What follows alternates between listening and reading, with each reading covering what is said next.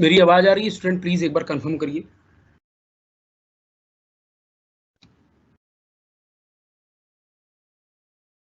Hello, good morning.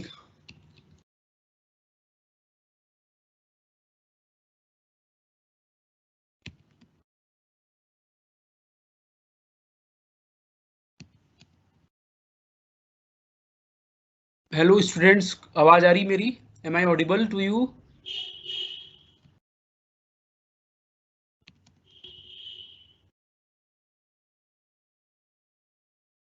Okay, now I got the confirmation. So we will start with the second chapter. I hope कि कल जितना समझाया आप लोगों को समझ में आ गया होगा, और आप लोग प्लीज पढ़िएगा उसको, तो और बेटर समझ में आएगा।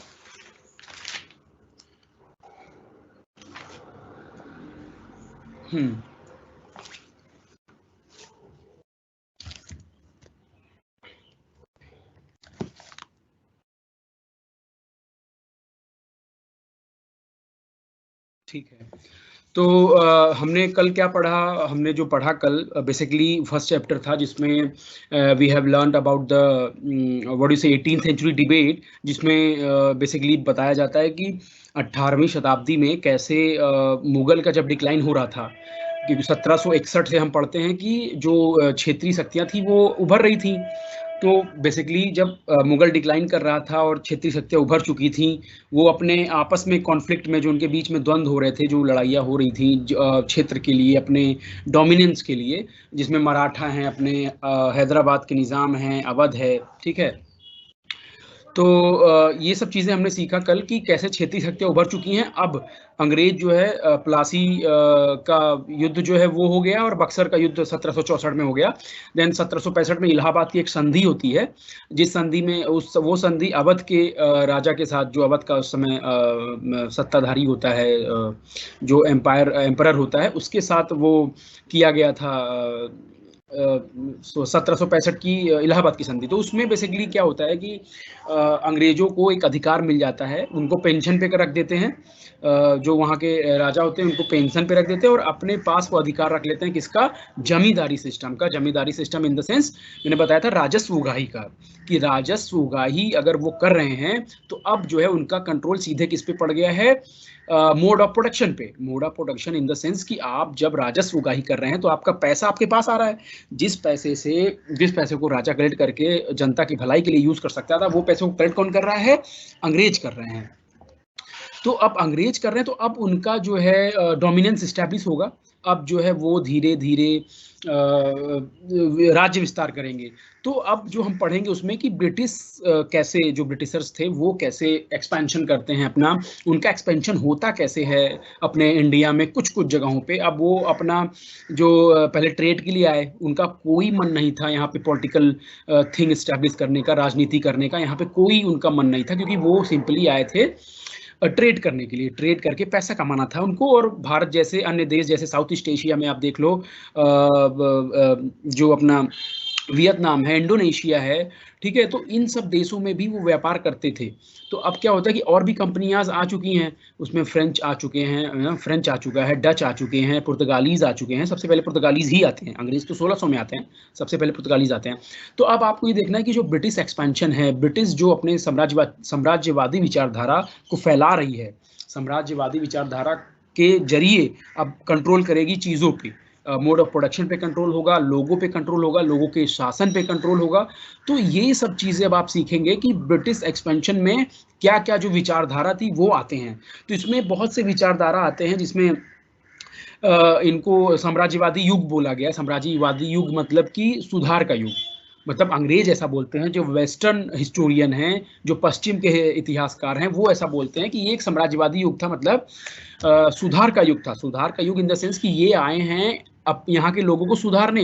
बेसिकली इनका कहने का मतलब है कि वी वर अनसिविलाइज्ड, कि हम उस समय अनसिविलाइज्ड थे, और हमें सिविलाइज करने कौन आया है? वेस्टर्न।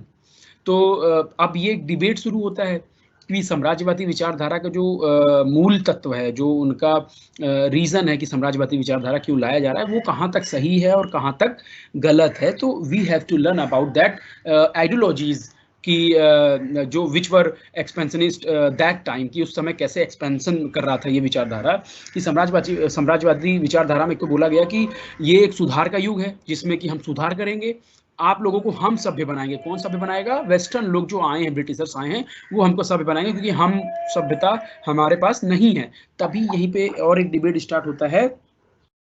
एक डिबेट जो स्टार्ट होता है वो ये होता है अ, कि अब ये स्टार्ट होता है कि आप जो बोल रहे हो, मतलब आपका जो विचारधारा है, साम्राज्यवादी विचारधारा है, उसके इतर अब लोग और खड़े होंगे। अब हमारा नेशनलिस्ट जो राष्ट्रवादी विचारधारा है वो पनपेगा, उपयोगितावादी विचारधारा पनपेगा, कि अब अलग अलग तरह से विचारधाराएं, ओरिएंटल और ऑक्सीडेंटल, मतलब ओरिएंटल मतलब कि ओरिएंटल को हिंदी में कहते हैं कि पूर्ववादी, मतलब जो पूर्व के देश हैं उनका विचारधारा, और ऑक्सीडेंटल मतलब जो वेस्टर्न की विचारधारा है। तो इन दोनों में कॉन्फ्लिक्ट हमें देखने को मिलता है कि ये लोग क्या सोचते हैं about our civilization, about our society, कि हमारे सोसाइटी के बारे में ये क्या बोलते हैं, बताते हैं कि हमारा सोसाइटी कैसा होना चाहिए। मतलब अब लोग डिबेट कर रहे हैं कि सोसाइटीज़ कैसे होनी चाहिए। तो साम्राज्यवादी विचारधारा जो सर विलियम जोन्स, ठीक है, उन्होंने संस्कृत, यूनानी और लैटिनी के बीच की भाषाई संबंध को स्थापित किया। और उसमें जो पश्चिम के क्लासिकी युग है, मतलब पश्चिम का जो क्लासिक युग है, आप जब यूरोप पढ़ेंगे कभी तो उसमें पढ़ेंगे, तो उसमें जो प्राचीनता का गौरव दिया। मतलब अब सर विलियम जोन्स जैसे और एडवर्ड सईद जैसे हिस्टोरियंस जो है अब आ रहे हैं, और इसमें उपयोगितावादी विचारधारा हमें देखने को मिलता है, कि जिसमें बोलते हैं कि उपयोगितावादी विचारधारा जो है सिंपली है, उपयोगितावादी विचारधारा जो है, सॉरी मैसेज आ गया था, हाँ, उपयोगितावादी विचारधारा जो है वो सिंपली यही कहता है कि maximum governance to maximum people, मतलब अधिक से अधिक लोगों का मैक्सिमम सुख, अधिक सुख। मतलब उपयोगितावादी विचारधारा ये कहता है कि अगर कोई चीज आप जो है कर रहे हैं, उसमें अगर मैक्सिमम लोगों का सुख है और कुछ लोगों को नुकसान होता है तो वो ठीक है। ये होता है उपयोगितावादी विचारधारा, ठीक है, यूटिलिटेरिज्म जिसको बोलते हैं। अब जो है उपयोगितावादी में जेरेमी बेंथम का आता है, बेंथम का ही बेसिकली ये कोट है कि maximum governance to maximum people, कि अधिक से अधिक लोगों का अधिक सुख, अधिक शासन से अधिक लोगों का सुख। तो ये होता है उपयोगितावादी विचारधारा, जिसमें हम ये पढ़ते हैं कि अब इनको जो है इसमें आगे कौन ले जाता है, इसको जेम्स मिल ले जाते हैं। तो जेम्स मिल की बुक है the history of British India. तो उसमें जो सर विलियम जोन्स का जो तर्क है, सर विलियम जोन्स का मैंने तर्क बता दिया कि संस्कृत, यूनानी और लैटिनी के बीच का जो भारतीय संबंध है उसको वेस्टर्न के क्लासिक युग से जोड़ते हैं। तो ये विचारधारा को आपको एक बार में तो नहीं समझ में आएगा, बल्कि बेसिकली आपको इसके लिए बुक पढ़ने होंगे। अगर आप बुक पढ़ेंगे तो इन विचारधारा को काफ़ी अच्छे से समझ पाएंगे। बेसिक अंतर यही है कि साम्राज्यवादी विचारधारा बोलता है कि हमारा जो क्लासिक युग था वेस्टर्न वाला, उसके जरिए हम यहाँ के भाषाई और लोगों को ठीक करेंगे। उपयोगितावादी विचारधारा बोलता है कि नहीं, ऐसा नहीं है। ऐसा होता है कि आप अगर गवर्नेंस कर रहे हैं तो आप मैक्सिमम लोगों का सुख देखेंगे, वो चीज़ें आप यहाँ पे ले आएंगे जिससे मैक्सिमम लोगों का भला हो, मैक्सिमम लोगों का सुख हो। तो अब जो है इसी बीच में आ जाता है मैकाले मिनट। अब मैकाले मिनट आ जा रहा है, तो मैकाले मिनट मीन्स क्या होता है, 1835 में जब ये डिबेट्स चल रहे थे ओरिएंटल ऑक्सीडेंटल की कैसे पूर्ववादी विचारधारा है, साम्राज्यवादी विचारधारा, उपयोगितावादी विचारधारा, इन विचारधाराओं में जब डिबेट्स हो रहे थे, तो अब आ जाता है 1835 में मैकाले मिनट। अब क्या चाह रहे हैं ये, कि चाह रहे हैं कि एजुकेशन लेके आए, मतलब इन्होंने हमें पढ़ाने का बीड़ा उठाया, हमें सभ्य बनाने का बीड़ा उठाया, इन द सेंस की जो ब्रिटिशर्स हैं वो ये सोचते थे कि इन लोगों को कुछ नहीं आता है, हम जो बताएंगे वो ये सीखेंगे और वो अच्छा सीखेंगे। तभी हमारा एक नेशनलिस्ट विचारधारा भी उभर के आता है कि नहीं, हमारे जो पूर्वज रहे हैं, हमारा जो एंशिएंट इतिहास रहा है, जो प्राचीन इतिहास रहा है, इंडियन हिस्ट्री में हम लोगों के पास जो भी अकाउंट्स रहे हैं, जो हम वहाँ से भी पढ़ते आए हैं, हमारे पास सभ्यता है। ऐसा नहीं है कि आप जो ले आएंगे वही सभ्यता होगा और हमारे पास कुछ नहीं है। तब उसमें और डिबेट स्टार्ट हो जाता है कि जो राष्ट्रवादी लोग हैं वो कहते हैं कि नहीं, प्राचीन में जो लिखा गया है, वेद है, पुराण है, और जो साइंस की बुक है, चरक है, सुश्रुत संहिता है, तो इन लोगों में जो लिखा गया है वो हमारे लिए था और हमारे पूर्वजों ने अच्छा किया है हमारे लिए, और हम उसी जरिए अपने आप को आगे बढ़ा रहे हैं। और हमारे यहाँ जो स्कूल का सिस्टम था वो गुरुकुल वाला था, ठीक है। तो गुरुकुल वाला सिस्टम आगे बढ़ता रहा था। तो लेकिन ये चाहते थे कि हम उनको अपने हिसाब से एजुकेट करें। कौन चाहता था? ब्रिटिशर्स चाहते थे कि अब हम उनको अपने हिसाब से एजुकेट करें। इसीलिए 1835 में आता है मैकाले मिनट। मैकाले एक खर्रा तैयार करता है। खर्रा इन द सेंस वो नकल नहीं होता है, खर्रा इन द सेंस एक चिट्ठी तैयार करता है, जिस चिट्ठी में साफ साफ लिखा होता है कि अब जो है यहाँ के कुछ लोगों को, इसी को डाउन फिल्ट्रेशन थ्योरी बोलते हैं, मीन्स अधोमुखी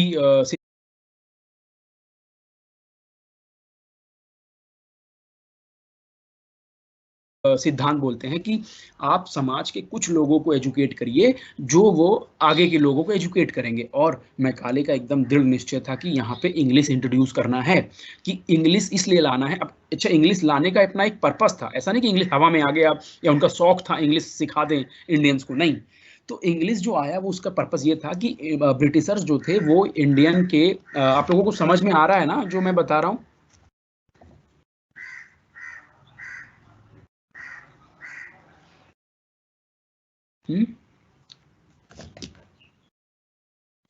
तो बता रहे हैं, समझ में आ रहा है ना? प्लीज कंफर्म करिए। ठीक है। तो अब क्या हो रहा है कि ब्रिटिशर्स इंग्लिश ले क्यों आए? अब ये रीजन उठता है। अब इनके जो साम्राज्यवादी विचारधारा था इसी की उपज थी ये क्या, इंग्लिश ले आना। अब क्या होता था कि जो ब्रिटिशर्स हैं वो यहाँ पे गवर्न तो करना चाहते थे, राजस्व वसूलना चाहते थे, बट उनका जो कन्वर्सेशन है, भाषा का जो प्रॉब्लम है वो था कि अब जो है वो गांव के लोगों को इंग्लिश नहीं आती, इनको हिंदी नहीं आती, मतलब अवधी नहीं आती, ब्रज नहीं आती, अलग अलग जगह पे अलग अलग भाषाएं चलती थी।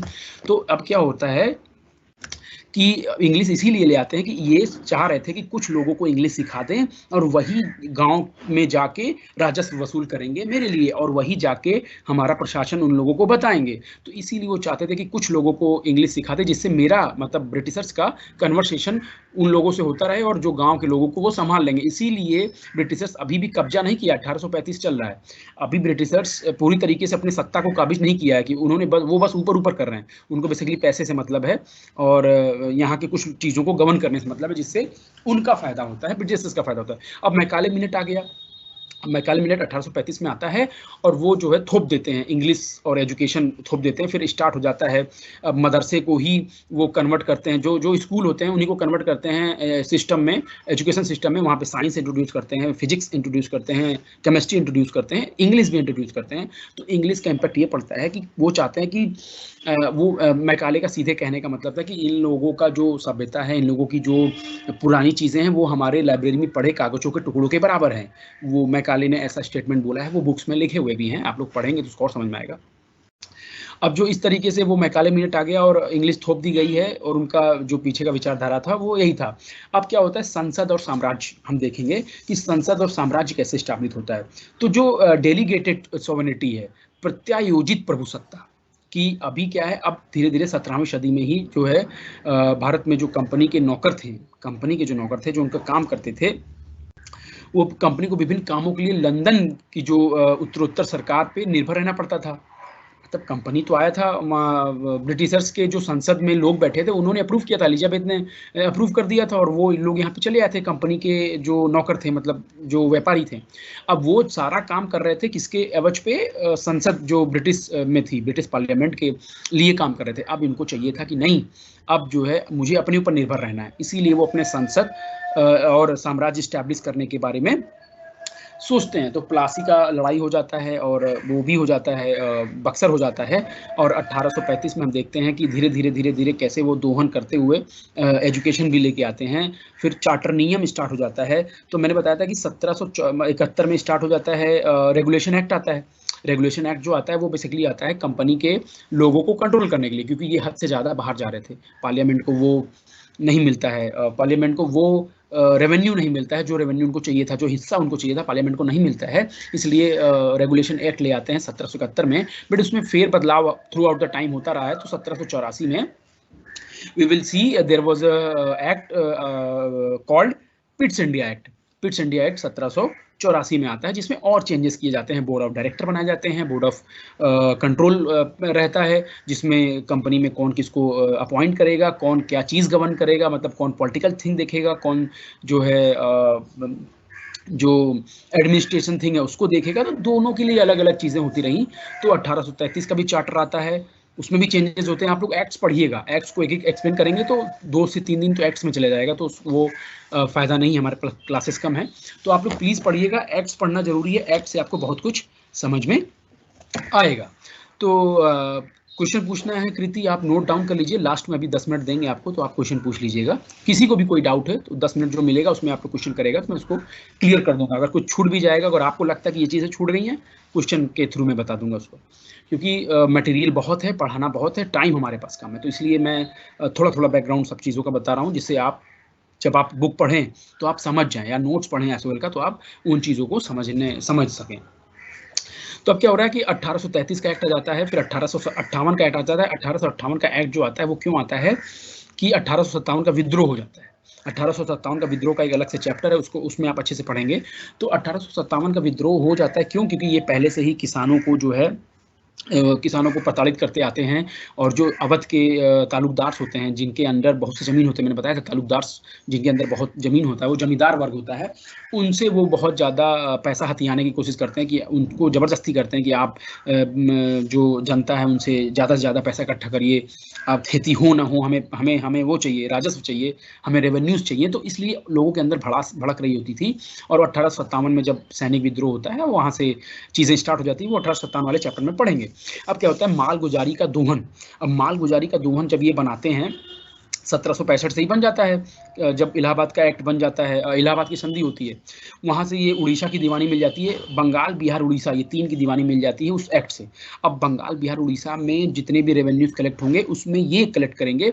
तो जब वारेन हेस्टिंग्स आता है 1772 में, अब गवर्नर जनरल बनने लगे। Governor general was nothing, just a representative of the queen in the sense, जो ब्रिटिश का जो प्रधानमंत्री, जो ब्रिटिश की जो रानी थी, वहाँ का एक रिप्रेजेंटेटिव होता था गवर्नर। गवर्नर यहाँ अपॉइंट होता था, जो चीज़ों को मैनेज करता था, रूल्स रेगुलेशन बनाता था, और वो सीधे कॉन्टेक्ट करता था कहाँ? ब्रिटेन में।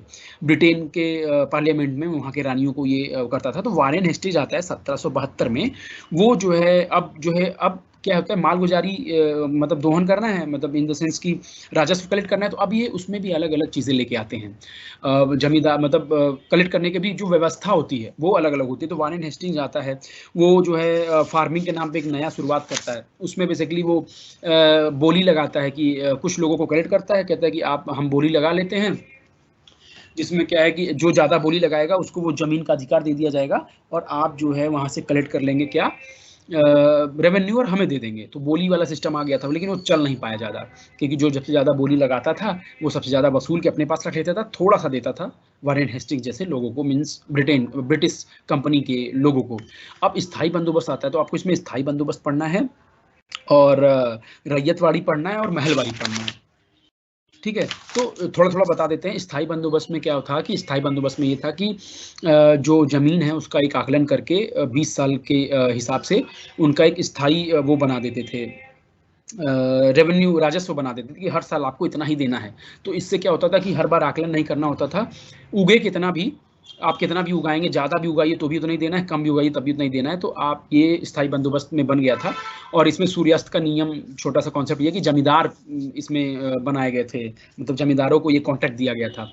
अच्छा, जमींदार अगर टाइम से नहीं पहुँचा पाते थे रेवेन्यू, तो जमींदार के हाथ से वो जमींदारी छीन ली जाती थी। इसी को सूर्यास्त का नियम कहते थे, कि अगर आप टाइम से नहीं रेवेन्यू दिए तो आपका सूर्यास्त हो जाएगा, इन द सेंस कि आपका जमींदारी छीन ली जाएगी।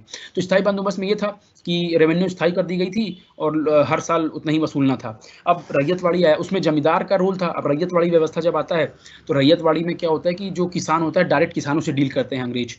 ये कुछ और जगहों पे मद्रास प्रेसिडेंसी में रैयतवाड़ी स्टार्ट करते हैं। अब जो क्या हो रहा है कि जब किसानों से इस्टेब्लिश हो रहा है, किसानों से क्या कर रहे हैं, डायरेक्ट कन्वर्सेशन कर रहे हैं, डायरेक्ट वसूल रहे हैं, किसान ही डायरेक्ट ले आके ब्रिटिश को दे रहे हैं। तो इसलिए उनको लग रहा था कि जो जमींदार वर्ग है वो बीच में नहीं है, तो बिचौलिया नहीं, तो हमको ज़्यादा से ज़्यादा रेवेन्यू मिलेगा। ये था कॉन्सेप्ट रैयतवाड़ी का। तो रैयतवाड़ी भी चल रहा है। अब रैयतवाड़ी चल रहा है तो कुछ जगह पे ये जो है महलवाड़ी ले आते हैं। अब महलवाड़ी कहाँ ले आते हैं, ये ले आते हैं अपने अवध साइड में। महलवाड़ी का कॉन्सेप्ट क्या है कि ग्राम समुदाय, इन द सेंस कि एक गांव के मुखिया को ही वो कॉन्टेक्ट कर ले रहे हैं, और गांव का मुखिया सब लोगों से कलेक्ट करके रेवेन्यू सीधे ब्रिटिशर्स को दे रहा है। तो ये होता है महलवाड़ी का। इसमें तालुकदार का भी सिस्टम होता है, मतलब तालुकदार को भी, वही तालुकदार अवध के जो होते हैं उनको भी उनसे भी वो संबंध बनाए जाते हैं, जिससे कि उनको रेवेन्यू अच्छे से मिल सके। तो अब महलवाड़ी बंदोबस्त हो गया, इधर रैयतवाड़ी हो गया, और स्थायी बंदोबस्त हो गया। तीनों को आप लोग अच्छे से पढ़िएगा, जिसमें आप लोगों को चीज़ों को और पता चलेगा। बेसिक मोटा-मोटा कॉन्सेप्ट यही था कि महलवाड़ी में एक ग्राम समुदाय से वसूलते थे, और रैयतवाड़ी में रैयत जो होता था वो सीधे किसान होता था, किसान से वसूलते थे। स्थायी बंदोबस्त में जमींदार का कॉन्सेप्ट था कि जमींदार से रेवेन्यू कलेक्ट करते थे, और जमींदार जो है लोगों से कलेक्ट करता था। तो इसीलिए जमींदार का वो औहदा बढ़ गया उस वक्त। उस एरिया में कि जमींदार ही सब कुछ है, हमारा माई बाप है, क्योंकि उसको रेवेन्यू देना है, तो वो जो भी कहेगा करेगा, करना पड़ेगा। तो अब क्या है, स्टार्ट होता है।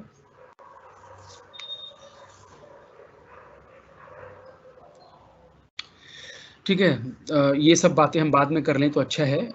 ठीक है, कि रेगुलर स्टूडेंट को पढ़ाते हैं कि नहीं पढ़ाते हैं, दैट्स अ डिफरेंट थिंग।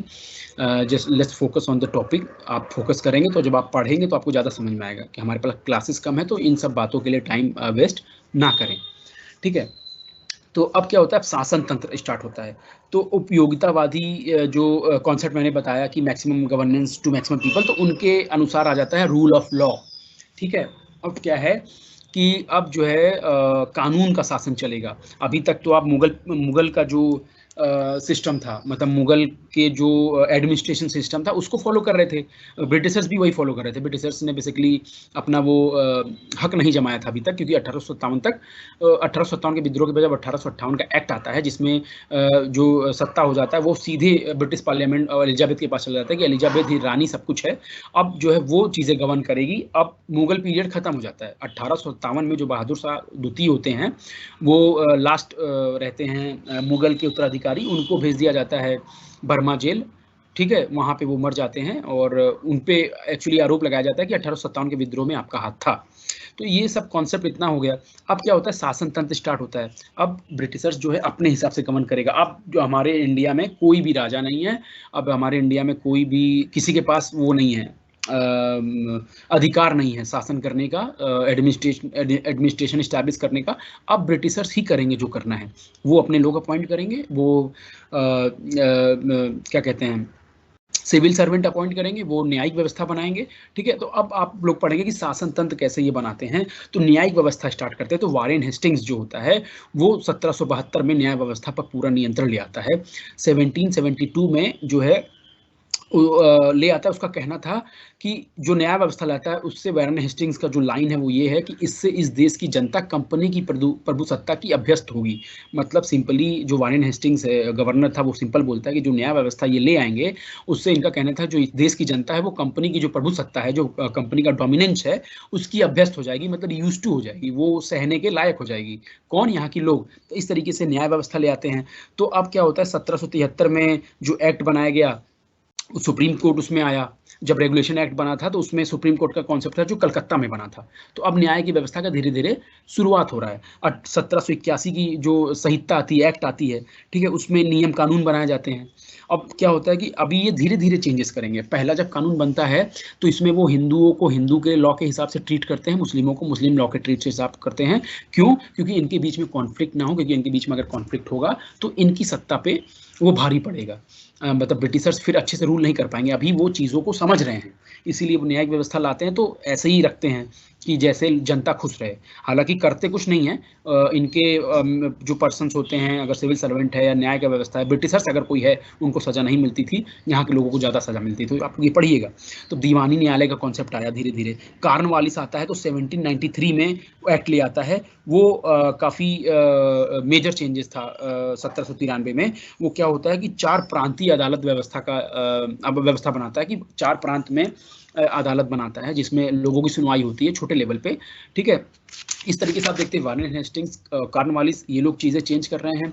फिर उसके बाद जो है अब क्या होता है कि 1837 तक ये सब पूरा हो जाता है। और मैकाले जो है वो जो है लॉ, वो होता है विधि, जो क्या कहते हैं, विधि आयोग का अध्यक्ष होता है। लॉ जो कमीशन बनती है, लॉ कमीशन जो आज है, जो हमारा लॉ कमीशन काम करता है वो यही लॉ कमीशन है, बस उसमें थोड़े से चेंजेस हो गए हैं। जो मैकाले ने इस्टेब्लिश किया था लॉ कमीशन, वही कमीशन आज भी चल रहा है। हमारा जो आज का कमीशन है वो 3 साल के लिए होता है।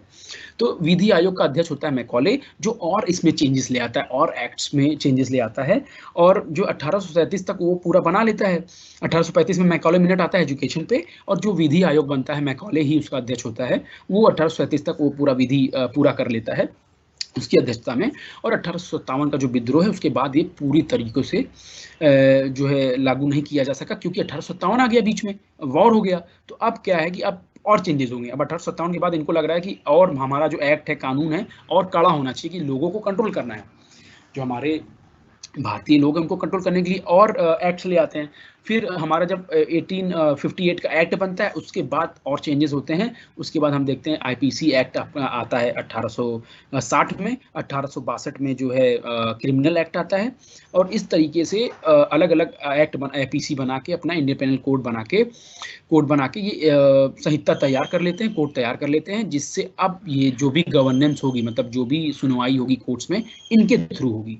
तो अब जो है 1860-61 तक, और आज भी आईपीसी जो यूज होता है हमारे यहाँ, मैक्सिमम चीज़ें इनके एक्ट से ली गई हैं। तो ये सब चीज़ें आपको यहाँ पे ये समझना है, ये तो आप फैक्ट और चीज़ें आप बुक से पढ़ लोगे। कॉन्सेप्ट ये समझना है कि ब्रिटिशर्स जो इस्टेब्लिश किए, ब्रिटिशर्स ने जो एक्ट इस्टेब्लिश किया, ब्रिटिशर्स ने जो प्रशासनिक तंत्र, जो सिविल सेवा स्टार्ट किया, वो हमारे यहाँ आज भी कायम है। मतलब वो ले तो आए थे अपने लिए, यहाँ के लोगों को कंट्रोल करने के लिए, लेकिन हम लोगों ने उससे बहुत कुछ सीखा है। हम लोगों ने उससे इतना सीखा है कि उसको हमने अडेप्ट किया है, और अडेप्ट करके अपने कानून और अपने सिविल एडमिनिस्ट्रेशन में भी उस चीज़ों को ले आए हैं, थोड़ा बहुत चेंजेस के साथ। इसीलिए आज आप देखोगे थोड़ा सा कॉन्सेप्ट ये है कि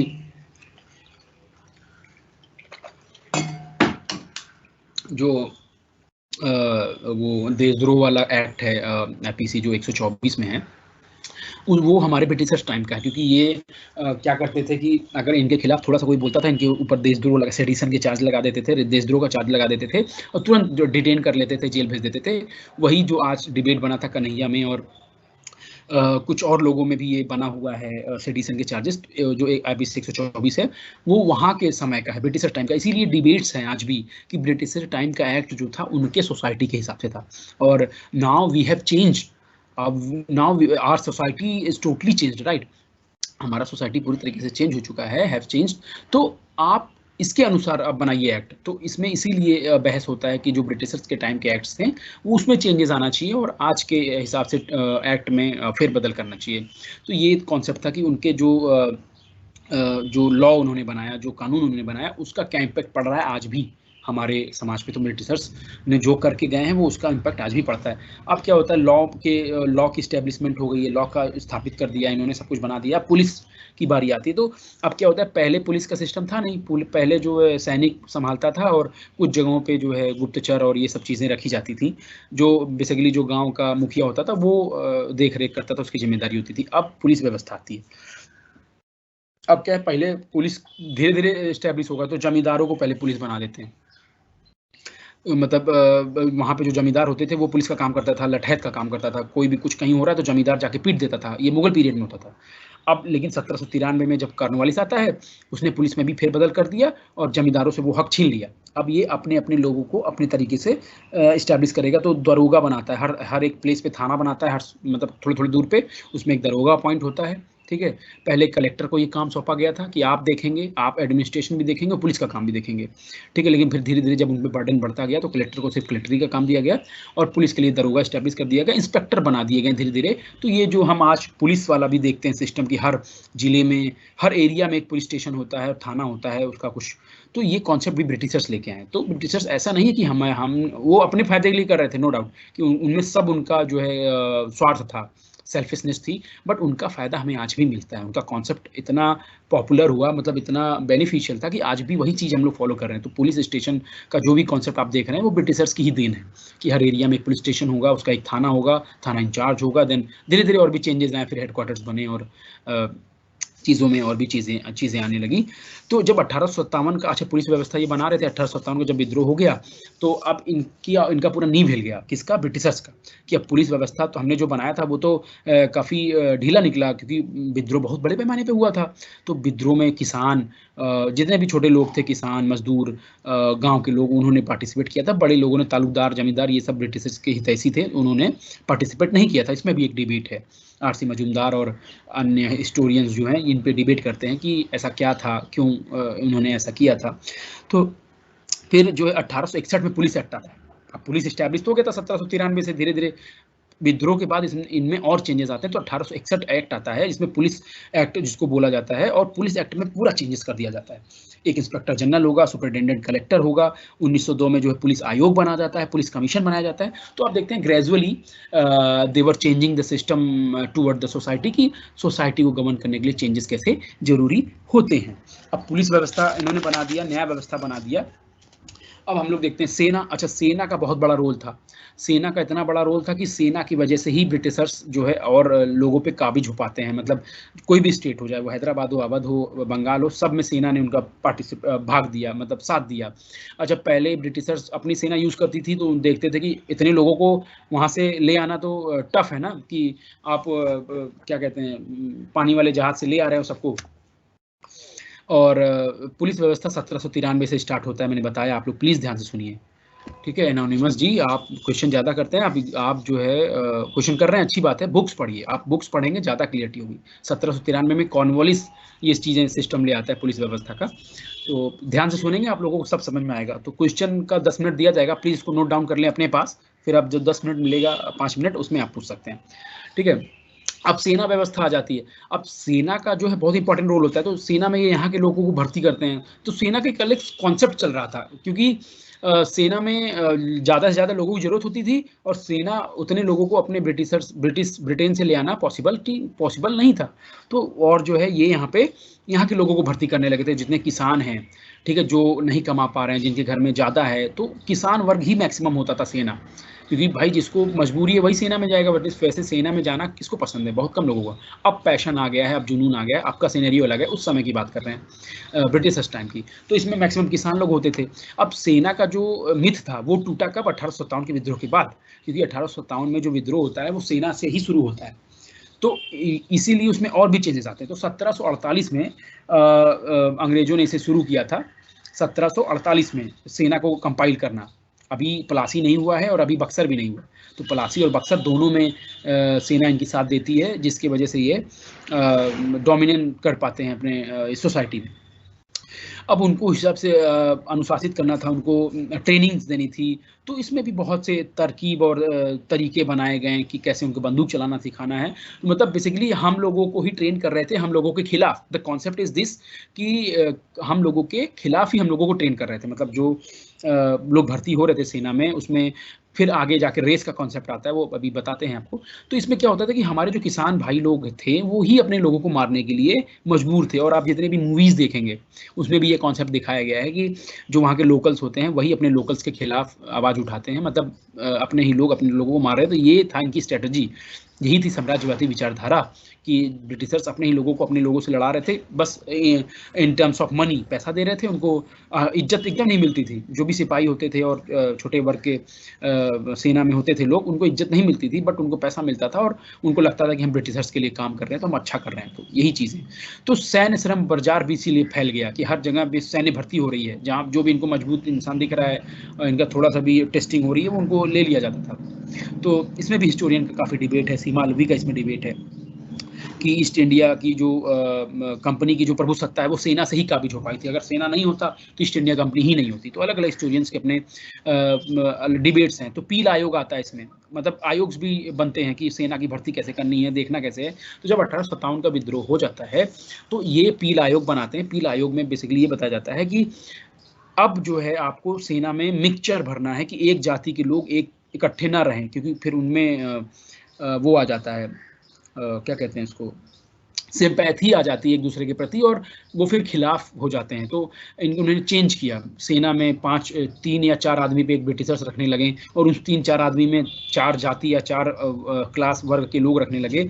तो लड़ाकू कौम का एक कॉन्सेप्ट आता है पील आयोग के बाद 1880 में, कि लड़ाकू कौम है जो अब इनका जो आप पील आयोग का रिपोर्ट पढ़ेंगे तो उसमें साफ साफ लिखा है कि जो चावल खाते हैं वो लड़ाकू कौम नहीं है, जो रोटी खाते हैं वो लड़ाकू कौम है। तो इसमें खाने का भी देखा गया, रीजन का देखा गया। जो बिहार के लोग हैं वो चावल खाते हैं, बिहार वाले रीजन जितने हैं, तो वहाँ के लोगों को लड़ाकू नहीं माना गया। जो रोटी खाते हैं पंजाब हरियाणा के लोग, वो गेहूं पे जो उनका मतलब, हालांकि खाने का कॉन्सेप्ट था हमारे रीजन से, कि जहाँ पे जो चीज़ें की पैदावार ज़्यादा होती है वो चीज़ें वो ज़्यादा खाते हैं। तो अपना हरियाणा पंजाब वेस्टर्न यूपी का जो गेहूँ ज़्यादा होता है वहाँ पे तो रोटी खाते थे, और बिहार बंगाल में ज़्यादा चावल होता तो वो चावल खाते थे। तो खाने का कॉन्सेप्ट तो रीजन वाइज था, बट इन्होंने एक कॉन्सेप्ट ले आया कि जो चावल खाते हैं वो लड़ाकू नहीं है, जो रोटी खाते हैं वो लड़ाकू हैं। तो इस तरीके से वो गोरखा की भर्ती करते हैं, क्योंकि पहाड़ों पर चलने वाला इंसान मजबूत होता है। तो ये एक रेस का कॉन्सेप्ट आता है, रेस। इसमें जो है रेस का कॉन्सेप्ट ले आते हैं कि ये रेस का बंदा मजबूत है, ये रेस के लोग अच्छे नहीं हैं, ये रेस के लोग जो है लड़ाका हैं, इस रेस के लोग जो हैं लड़ाका नहीं हैं। तो इस तरीके से जो है अलग अलग रेजिमेंट्स बनाने लगे ये, फिर धीरे धीरे रेजिमेंट्स भी उन्हीं की देन है, जो आज हम रेजिमेंट्स अपने सेना में पाते हैं, रेजिमेंट्स भी इन्हीं की देन है, ब्रिटिशर्स की ही, जो उन्होंने फॉर्म किया था। तो अब रेजिडेंस बनाने लगे, रेजिडेंट बनाने लगे। उसके बाद इन्होंने उसमें भरना स्टार्ट किया, पंजाब के जाट, ठीक है, और नॉर्थ के राजपूत, ठीक है, नेपाल के गोरखा। तो इनकी जो जाति, जो रेस का कॉन्सेप्ट है, इस तरीके से आगे बढ़ता गया और सेना में भर्तियां होती गई। और सबसे इम्पॉर्टेंट चीज़ ये है कि सेना में ये राजस्व का 40% खर्च करते थे। मतलब आप यू विल सी कि सेना इतना इम्पॉर्टेंट था कि जितना भी राजस्व आता था उसका 40% खर्च सेना में होता था। क्यों? क्योंकि उनको ट्रेन करना है, उनको खाना देना, क्योंकि सेना ही उनकी बैकबोन थी। कहीं भी लड़ाई होती थी वो पुलिस को नहीं भेजता था, पुलिस तो बस समाज के लिए बना दिया गया था, सेना हर जगह सेना भेज देते थे, जहां भी उनको लड़ना होता था, जहां भी हथियाना होता था चीजें। तो सेना का ये कॉन्सेप्ट बहुत इंपॉर्टेंट है कि 40% राजस्व का वो खर्च करते थे सेना पे। आज भी देखो कई देश अपने मिलिट्री पे ज़्यादा जीडीपी का खर्च करता है। तो this is the thing you have to understand कि how the things gradually increasing throughout the time. तो छावनियाँ बनाने लगे, और इसका भी कॉन्सेप्ट है आगे आगे कि कितनी छावनियाँ बना रहे थे। कैंप्स जो हम देखते हैं आज अपने दिल्ली में, जो कैंप्स है सब उन्हीं का देन है, कैंप्स भी उन्हीं ने बनाए। धीरे धीरे मेरठ में कैंप्स बनाया, और हर जगह कैंप्स बनाते थे जहाँ मिलिट्रीज को रखते थे, और वो पूरे एरिया को कंट्रोल करते थे। पुलिस हो गया, और आपका कानून हो गया, सेना हो गया, सिविल सेवा। सिविल सेवा का बहुत बड़ा इंपॉर्टेंट रोल है, क्योंकि सिविल सेवा जो आज हमारे यहाँ वो भी उन्हीं की देन है। तो ये सब चीज़ें आप समझिए कि वो जो ले आए थे वो आज हम भी वो फॉलो कर रहे हैं, बस थोड़े से चेंजेस के साथ। तो सिविल सेवा का स्टार्ट हो जाता है 1784 का जब एक्ट बनता है, तो उसमें इनकी बात होती है कि सिविल सेवा स्टार्ट करेंगे। तो 1793 का चार्टर बनता है विधि अनुसार कि ये अधिकारी कंपनी के डायरेक्टर द्वारा मनोनीत होंगे। मतलब इसमें बहुत कॉन्सेप्ट है, इसको भी पढ़िएगा अंदर से, कि इसमें लोगों पहले डायरेक्टर जो है डायरेक्ट अपॉइंट करता था ब्रिटिशर्स को यहाँ पे सेना के लिए, सॉरी सिविल कामों के लिए, बट धीरे धीरे इंडियंस को भी भर्ती करने लगे। फिर 1853 का जब एक्ट आता है उसमें साफ साफ लिखते हैं कि इंडियंस को भी भाई आप कंपटीशन के आधार पे भरिए। तो कंपटीशन हालांकि स्टार्ट तो नहीं होता है, बट जो यहाँ के जमींदार वर्ग हैं, जो बड़े लोगों का संबंध बन जाता है ब्रिटिशर से, उनके लोगों को वो भर्ती करने लगते हैं, मनोनीत करते रखते हैं। तो इनका भी ट्रेनिंग्स होता है, हेलीबरी में कॉलेज बनाते हैं ये पहले। तो इनका कॉन्सेप्ट होता है कि जो भी एग्जाम पास करेगा 2 साल का ट्रेनिंग होगा, जैसे 1 साल का ट्रेनिंग होता है ना वहाँ पे मसूरी में अपने सिविल सर्वेंट का, तो सारा कॉन्सेप्ट वही है। तो इनको भी 2 साल का ट्रेनिंग देते थे, इनके इंडियंस लैंग्वेज सिखाते थे इनको कि इंडियंस के साथ कैसे बातचीत करने हैं, कैसे बिहेव करना है। तो सिविल सर्वेंट का इस तरीके से धीरे धीरे फिर कॉन्वेनेंट सर्विस, अनकॉन्वेनेंट सर्विस, मतलब संहिताबद्ध असंहिताबद्ध सिविल सेवा। तो सिविल सेवा में भी धीरे धीरे चेंजेस आते रहते हैं थ्रू आउट द टाइम। 1853 में जो प्रतियोगिता परीक्षा हो जाता है उसका स्टार्ट करते हैं। इसमें भी काफ़ी आयोग बनते हैं, रिपन भी इसमें जो है चीज़ें। लिटन जब आता है ये एज कम कर देता है, तो जो हमारे लोग विरोध करते हैं कि 18 साल का बंदा कैसे सिविल सर्विस का एग्जाम पास कर पाएगा, क्योंकि 18 साल में आपका उतना दिमाग डेवलप नहीं हो पाता है। तो लिटन जो है वो एक्ट्स में चेंजेस करता है, उनका एज कम कर देता है। तो ग्रेजुअली यू विल लर्न की सिविल सर्विस कैसे कैसे धीरे धीरे आगे बढ़ता चला जाता है। और वो ये सब बैकबोन है आपका, सेना, पुलिस और सिविल सर्विस और कानून। ये 4 चीज़ें जो ब्रिटिशर्स ने स्टार्ट किया, ये बैकबोन थे उनके साम्राज्यवादी विचारधारा जो फैल रही थी, साम्राज्य को कैप्चर करने का, डोमिनेंस करने का। ये बैकबोन थे 4 चीज़ जो इन्होंने बनाए। ये 4 चीज़ बना के ये पूरे सोसाइटी पे कंट्रोल करना चाह रहे थे, और वो एक इंडिया की तरह गवर्न करें। तो ये कॉन्सेप्ट भी एक प्रकार से हम लोगों को सीखने को मिला कि इंडिया को एक किया इन्होंने, एक इन द सेंस कि सब राज्य अपने अपने में बटे थे, बट जब इन्होंने राज्य जीतना शुरू किया और जब ये कानून पूरा लागू होने लगा, सिविल सर्वेंट थे हर जगह जाने लगे, और जो पुलिस थी व्यवस्था एक जगह एक से होने लगी हर जगह, तो जो अलग अलग राज्यों का डिफरेंसेस थे वो अब खत्म होने लगे। तो एक इंडिया का कॉन्सेप्ट धीरे धीरे स्टार्ट हो रहा है। You have to understand this things कि एक इंडिया का कॉन्सेप्ट भी इन्हीं की वजह से आया। आज जो हम एक एक भारत देखते हैं जिसमें अपने 29 राज्य और यूटीज और ये सब हैं, तो और गवर्न होता है दिल्ली से, और अलग अलग स्टेट में सीएम्स हैं। तो ये कॉन्सेप्ट भी धीरे धीरे इन्हीं से हम लोग सीख रहे हैं कि कैसे एक ही पुलिस व्यवस्था पूरी जगह है, एक ही कानून व्यवस्था हर जगह है, ठीक है। तो कुछ चेंजेस के साथ चीज़ें होने लगी। अच्छा, रेजिडेंट जो था इनका बहुत बड़ा रोल था रेजिडेंट का इनका, कि जब भी ये कोई भी स्टेट से जीतते थे और संबंध बनाते थे तो उनके दरबार में एक रेजिडेंट भेजते थे अपना। ब्रिटिशर्स जब रेजिडेंट भेजते थे तो मीन्स ये इनडायरेक्टली कंट्रोल है उस एरिया में। जैसे अवध जीत लिया तो अवध में एक रेजिडेंट इस्टेब्लिश कर दिया। अब वो रेजिडेंट जो बंदा जाता था वहाँ पे, वो पूरा कन्वर्सेशन ब्रिटिशर्स को बताता था। और अवध अगर कोई डील करते थे, किसी राज्य से युद्ध होना है, कुछ भी होना है, तो ब्रिटिशर्स को बताते। तो ब्रिटिशर्स इस तरीके से कंट्रोल करते थे। तो ये 4-5 चीज़ें थी जिससे वो कंट्रोल कर पाए हर स्टेट पे, वहाँ के एडमिनिस्ट्रेशन पे, लोगों पे। तो रेजिडेंट इज लाइक अ भेदिया, यू कैन से कि ये एक गुप्तचर था। उसका गुप्तचर तो नहीं था, सामने ही रहता था, बट सारे इंफॉर्मेशन ब्रिटिशर्स को मिलते थे उस रेजिडेंट जो इस्टेब्लिश किए जाते थे हर एक। जब भी वो मद्रास जीता या बंगाल जीता, अवध जीता, जहाँ भी वो राजाओं को जीते थे, राजपूत राजाओं से जब भी होता था, हर जगह रेजिडेंट भेज देते थे। तो ये कॉन्सेप्ट था साम्राज्यवादी विचारधारा का, कि कैसे हमें कंट्रोल करना है उन लोगों पे, उन चीज़ों पे, उन वैलिडेशन पे, कि उनको वैलिडिटी लेनी थी, उनको पैसा हथियाना था, उनको अब धीरे धीरे राज्य हथियाना था। तो ये सब चीज़ें काम कर रही थी। माइकल फिशर एक लाइन बोलते हैं, बहुत ही अच्छा है इनका, कि जो रेजिडेंट होते थे वो देसी राजाओं और अंग्रेजों के बीच की कड़ी होता था। मतलब देसी राजा और अंग्रेजों के बीच की कड़ी कौन होता था? ब्रिज कौन होता था? रेजिडेंट होता था। इसीलिए रेजिडेंट का जो इम्पोर्टेंस है बहुत ज़्यादा होता है, और रेजिडेंट के थ्रू ही वो चीज़ें कैप्चर और कंट्रोल करना स्टार्ट करते हैं। अब आप इन इन चीज़ों के बाद आप देखते हैं कि साम्राज्य और अर्थव्यवस्था बनाते हैं। अब जो है इनका कहाँ पे दिमाग जाएगा कि आर्थिक व्यवस्था कैसे, इन्होंने पूरा बंदोबस्त तो बना ही दिया है जमीन का, स्थाई है, रैयतवारी है, महलवारी है। और अब क्या है कि ये अब आर्थिक व्यवस्था में दिमाग ये लगाते हैं कि अभी तक जो खर्चा ब्रिटेन से आता था, अब ये भारतीयों पे डालेंगे। मतलब पूरा खर्च भारतीय करदाता उठाते रहे। सैनिक व्यय भारत के राजस्व का सबसे बड़ा बोझ था। सैनिक व्यय का जितना भी खर्चा होता था, राजस्व भारत के राजस्व देते थे। तो इसी को बोलते हैं कि वो कि ब्रिटिश जो है अपना पैसा जो है, यहाँ का पैसा ब्रिटेन ले जाते थे। तो होम चार्जेस जो लगते थे, इनको बोला जाता है। तो इसी का विरोध करने, मतलब क्या होता था बेसिकली, जो राजस्व यहाँ से कलेक्ट किया जा रहा है, जो पैसे पे कंट्रोल है ब्रिटिश लोगों का, उससे वो चीज़ें कर रहे हैं। उससे सेना, पुलिस, अपना खर्चा सब भारतीय पैसे से कर रहे हैं। अपना अपना पैसा कुछ नहीं लगा रहे हैं।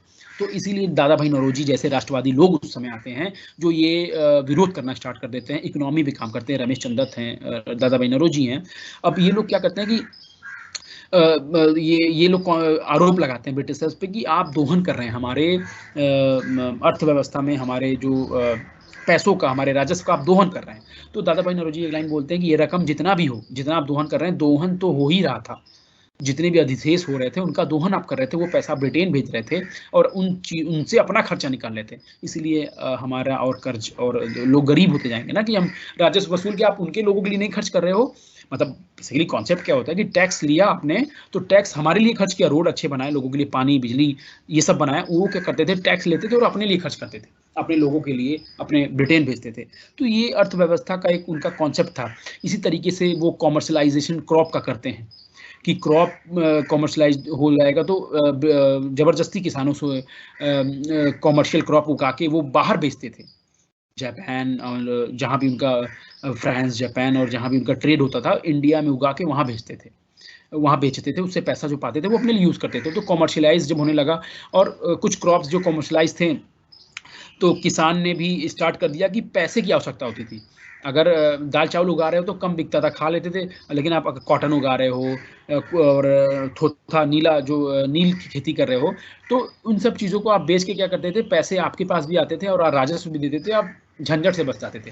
बट उसका इम्पैक्ट भी पड़ा। उसका इम्पैक्ट ये पड़ा, इफेक्ट इनको बहुत ज़्यादा किया किसानों को।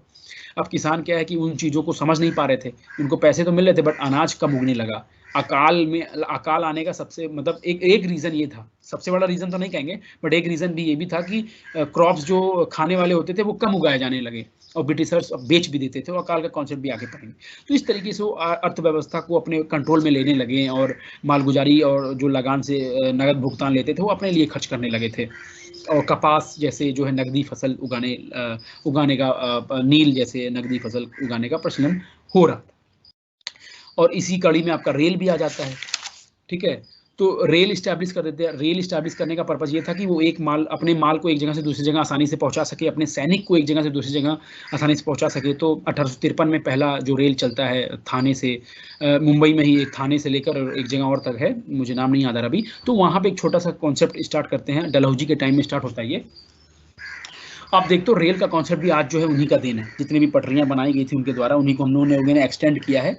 तो अब क्या हो रहा है कि रेल का कॉन्सेप्ट बना है अपने लिए, सैनिकों को ले जाना है, व्यापार करना है, बंगाल तक कनेक्ट करते थे चीज़ों को, बट उसका फायदा हमें भी कहीं ना कहीं मिला, लोग ट्रैवल करने लगे, राष्ट्रवादी भावना पनपने लगी। लोग जब एक जगह से, जैसे मुंबई का इंसान कलकत्ता में जाके वहाँ के लोगों इंसान से मिल रहा है, तो वो अपने दर्द बांट रहे हैं ना कि ब्रिटिशर्स इतने अत्याचार कर रहे हैं। तो ये राष्ट्रवादी भावना यही होता है, यही पनपना है, एक दूसरे के लिए प्यार, अपने राष्ट्र के प्रति प्रेम।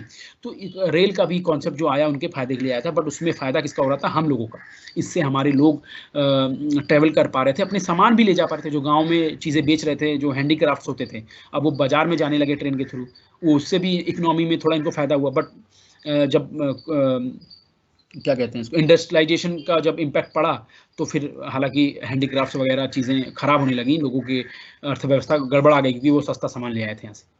तो ये था हमारा सेकंड चैप्टर, जिसमें हमने साम्राज्यवादी विचारधारा और साम्राज्यवादी चीज़ें देखी कि किस के जरिए सेना, पुलिस, न्याय व्यवस्था, रेजिडेंट व्यवस्था, सिविल सर्विसेज, रेल, इन सब के थ्रू अर्थव्यवस्था पे कंट्रोल, इन सब के थ्रू देखा कि कैसे ब्रिटिशर्स ने अपने आप को एक्सपेंड कर लिया, एक्सपेंशन उनका हो गया है, वो पूरे अब इंडिया में मैक्सिमम जगहों पे कब्जा कर चुके हैं और उसका जो दोहन कर रहे हैं वो अपने पास ले रहे हैं। तो इस तरीके से अब वो फुल्ली स्टैब्लिश हो गए हैं। अब वो फुल्ली स्टैब्लिश हो गए हैं, 1857 का विद्रोह भी हो गया है, ये फुल्ली स्टैब्लिश हो गए हैं। अब आप देखोगे नेक्स्ट डे हम पढ़ाएंगे चैप्टर में सुधार और विद्रोह। अब ये फुल्ली स्टैब्लिश हो गए तो अब सुधार की बात भी होगी, ठीक है, और विद्रोह की बात भी होगी। तो ये हम नेक्स्ट क्लास में करेंगे। अब आप लोग 5 मिनट है, जो भी नहीं समझ में आया है आप लोग पूछ सकते हैं, मैं फटाफट आंसर कर देंगे, ठीक है। या शशि जी आपने अच्छा बोला, मुंबई से थाने के बीच चली थी 1853 में, डलहौजी के टाइम में। गुड। तो रेजिडेंट मतलब राजदूत होता है क्या? नहीं, राजदूत नहीं है। रेजिडेंट मीन्स आपका एक रिप्रेजेंटेटिव। राजदूत अलग होता है, वो संबंध बनाने के लिए भेजे जाते हैं। यहाँ पे संबंध नहीं बनाना था, यहाँ पे एक ब्रिज का काम कर रहा था वो रेजिडेंट।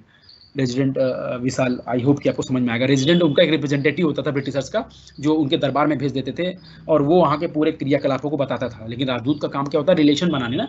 राजदूत दोनों के कामों को करता है, वहाँ पे एक का काम हो रहा था, मतलब ब्रिटिशर्स का कोई वहाँ पे नहीं होता था, बल्कि जो राजाओं के गुप्तचर, गुप्त काम और ये सब चीज़ें ब्रिटिशर्स को बताए जाते थे। अब आप लोग को जो पूछना है आप लोग पूछिए, करके हम बता देते हैं। अवध में मालवाड़ी सिस्टम था, उसमें जो विलेज कम्युनिटी था टैक्स लिया करते थे, उसमें जो टैक्स कलेक्शन करता था वो ग्राम पंचायत किया करती थी। कि हाँ, मालवाड़ी सिस्टम में जो ग्राम पंचायत, ग्राम समुदाय का एक होता था, वो कलेक्ट करके इनको ब्रिटिशर्स को दे देते थे, ठीक है। और कुछ जगह तालुकदार भी होते थे। तालुकदार क्या होते थे? बड़े जमींदार, उनके अंदर भी बहुत से जमीन होते थे, तो वो भी कलेक्ट करते थे। तो दोनों चीज़ थी, ठीक है। और कोई तालुकदार, बड़े जमींदार बताया मैंने ना, तालुकदार बड़े जमींदार जिनके पास बहुत ज़मीनों का कंट्रोल होता था। और जमींदारी व्यवस्था आज भी है, ये हमारा दुर्भाग्य है। हालांकि आज तो बहुत कम हो गया है जमींदारी व्यवस्था, क्योंकि नेचर पे आप कंट्रोल कर रहे हैं। ज़मीन हमारा नेचर ने हमें दिया है और आप नेचर की चीज़ों पे कंट्रोल करके अपना हक जमा रहे हो, तो this is not good for our nature. आप तो चले जाओगे इस दुनिया में से ना, कोई भी यहाँ टिकने नहीं आया। तो नेचर की चीज़ों पे कब्जा करना is not good thing. I believe in this things. और सर 10 ईयर से भी पढ़ सकते हैं क्या? बिल्कुल पढ़ सकते हैं पूजा जी, 10 ईयर से भी पढ़ सकते हैं आप। 1793 में क्या हुआ था? 1793 में क्या हुआ था? कॉर्नवालिस वाइसराय बना था, तो वहाँ से चीज़ें स्टार्ट होने लगी थी। रैयतवाड़ी स्थायी बंदोबस्त आया था 1793 में, कानून व्यवस्था स्टार्ट हो गया, तो ये सब चीज़ें हुई थी। तो आप लोग जब बुक पढ़ेंगे तो उसमें और डिटेल्स में पढ़ेंगे।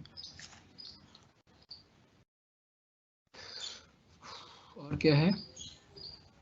विलियम जोन्स का महत्व क्या था? विलियम जोन्स का बहुत बड़ा महत्व था। विलियम जोन्स कॉन्सेप्ट लेके आता है, उपयोगितावादी वाला कॉन्सेप्ट को ले आता है, वो खर्च करता है बेंथम के साथ मिलके उस चीज़ों को, जो भी है ये थॉट है। विलियम जोन्स बेसिकली जो होता है वो आइडियोलॉजीज लेके आता है। तो आप इसको पढ़ेंगे तो ज़्यादा समझ में आएगा। महत्व था विलियम जोन्स का, बहुत बड़ा महत्व था। विलियम जोन्स ही था जो अपने इतिहास को पूरा पलट के रख दिया है। वो 3 हिस्सों में बांट दिया है, ancient, medieval, modern. William Jones नहीं तो बांटा है, सॉरी जेम्स मिल ने बांटा था। विलियम जोन्स का और रूल्स है, हाँ वो जेम्स मिल ने बांटा था। I was confused.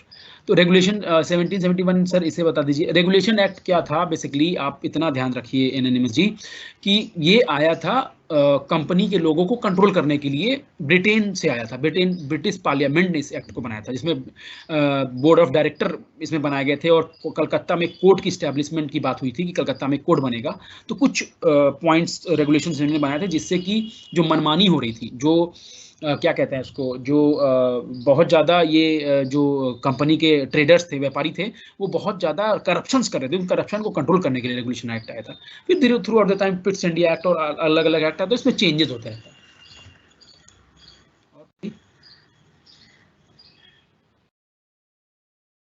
पील आयोग है। मैं मुझे लगा फिर आओगे क्या, बताओ, उसमें मुझे ऐसा लग रहा है आप लिखो फिर आओगे क्या। पील आयोग नहीं, पील आयोग था। पील आयोग सैनिक को लेके बना था, ठीक है। तो उसमें वो रेस का कॉन्सेप्ट आ जाता है कि रेस के कॉन्सेप्ट में बांट देते हैं। वो बुक में पढ़ेंगे ज़्यादा समझ में आएगा। अभी ऐसे बताने के लिए क्लासेस कम से कम 2 घंटे की होनी चाहिए थी ना। 1 घंटे मतलब आप लंबा डेज होता तो अच्छे से बता पाते। आप लोग पढ़िए। पील आयोग बेसिकली सैनिक के लिए था, तो आप इसको क्या है, डलहौजी के बारे में बताइए। डलहौजी जो है वो वायसराय था, और 1853 के अराउंड वो बनता है, और उसके इरा में जो है रेलवे आता है, डाक व्यवस्था आती है, बहुत सी चीज़ें आती हैं। उसी के टाइम में ही 1857 का विद्रोह होता है। तो ये सब चीज़ें होता है। बेसिकली जितने भी वायसराय होते थे, viceroy time to time change होते रहते थे, और उनके इरा में जो चीज़ें होती थी उनके लिए उनको याद किया जाता है कि इस वायसराय के सॉरी गवर्नर के टाइम में ये चीज़ें हुई थी। नोट्स तो नहीं है मेरे पास, आप लोग बुक से और उससे पढ़िए। नोट्स तो नहीं है, नोट्स आप लोग खुद देखिए, बनाइए।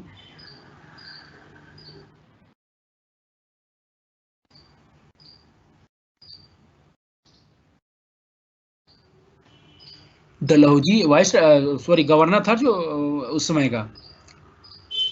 एनोनिमस जी, हमें लग रहा है आप फालतू क्वेश्चन कर रहे हैं। अब आपके जो क्वेश्चन का आंसर नहीं दिया जाएगा, क्योंकि आप क्वेश्चन बेसलेस कर रहे हैं। आप बुक पढ़िए प्लीज।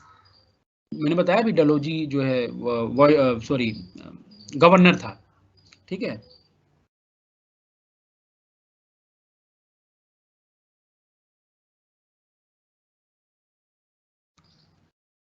हिस्ट्री का कोई ग्रुप तो नहीं, मुझे नहीं पता। ठीक है, अब आप लोग जा सकते हैं, लीव कर सकते हैं।